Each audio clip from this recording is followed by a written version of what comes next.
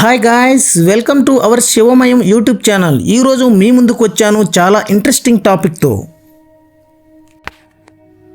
భక్త సిరియాలుని గురించి మన అందరికీ ముందే తెలుసు.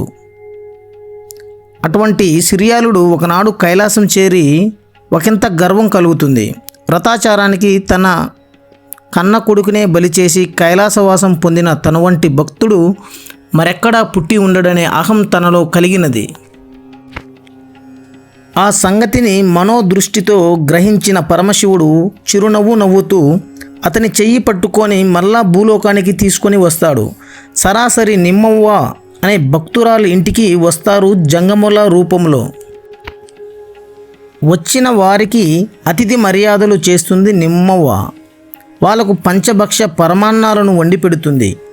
ప్రయాణపు అలసటతో అనే మిషతో శివుడు సిరియాలుడు పవలించడానికి వెళతారు. పూజా సామాగ్రిని కొనడానికి బయటకు వెళుతుంది నిమ్మవ్వ. గోవులు కాచి అలసటతో ఆకలితో వచ్చిన ఆవిడ కొడుకు వంటింట్లోకి దూరి బాల్య చాపల్యంతో ఒక బూరె తీసుకొని నమలడం మొదలు పెడతాడు.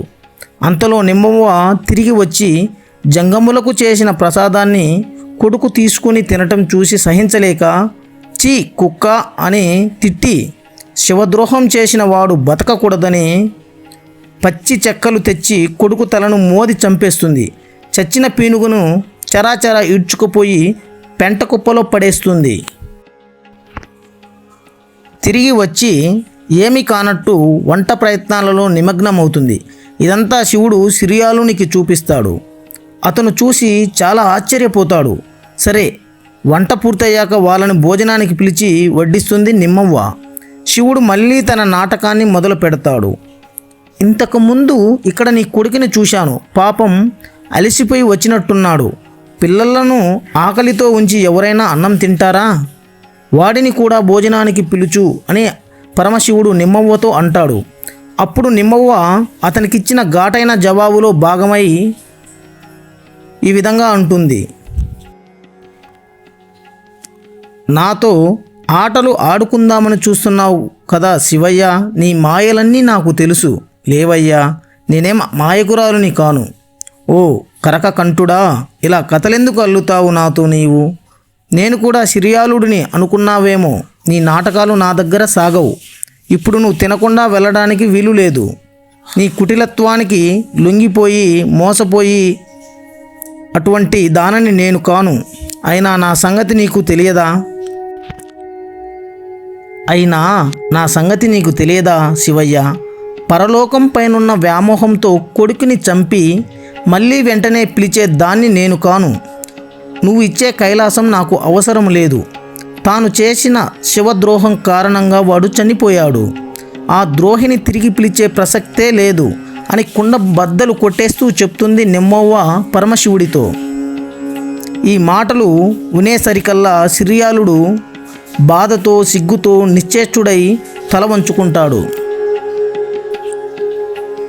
ఆమె భక్తికి మెచ్చిన శివుడు తన నిజస్వరూపంతో దర్శనమిస్తాడు. అయినా ఆవిడ ఎక్కడా తగ్గదు. అంటుంది కదా, చనుబాల కోసం ఏడుస్తున్న పిల్లాడికి ఒక పిండి ముద్ద ఇచ్చి మాయ చేసే తల్లిలా నన్ను మాయ చేసి పోదామని అనుకుంటున్నావా? నీకు 3 కళ్ళు ఉన్నా లేకున్నా, నువ్వు హర రూపంలో వచ్చినా నర రూపంలో వచ్చినా నాకు ఒకటే శివయ్య.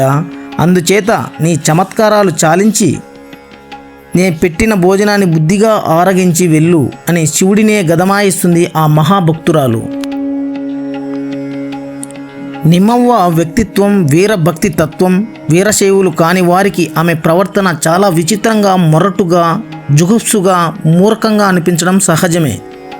అయినా ఆమెలోని తెగింపు, ఒక లెక్కలేనితనం మనల్ని బలంగా తాకుతుంది. అంత సులువుగా జీర్ణించుకోవడానికే కాదు, మర్చిపోవడానికి కూడా కుదరని వ్యక్తిత్వం ఆమెది. తను నమ్మిన వ్రతం ముందు కొడుకువే కాదు, కైలాసమైన ఆమెకు తృణప్రాయమే. ప్రపంచంలో తల్లికి బిడ్డతో ఉన్న బంధం కన్నా సహజమైన దృఢమైన బంధం మరొకటి ఉండదు. ఆ బంధాన్ని తెంచుకోవడం అంత సులువు కాదు. అలాంటి బంధాన్ని కూడా అతి సహజంగా వదులుకుంది నిమ్మవ్వ. ఇలాంటి మరెన్నో ఇంట్రెస్టింగ్ కథలతో మీ ముందుకు వస్తాను. మా వీడియోను సబ్స్క్రైబ్ చేయండి, లైక్ చేయండి, షేర్ చేయండి. నెక్స్ట్ వీడియోలో మళ్ళీ శ్రీయాని కథతో మీ ముందుకు వస్తాను. జై హింద్.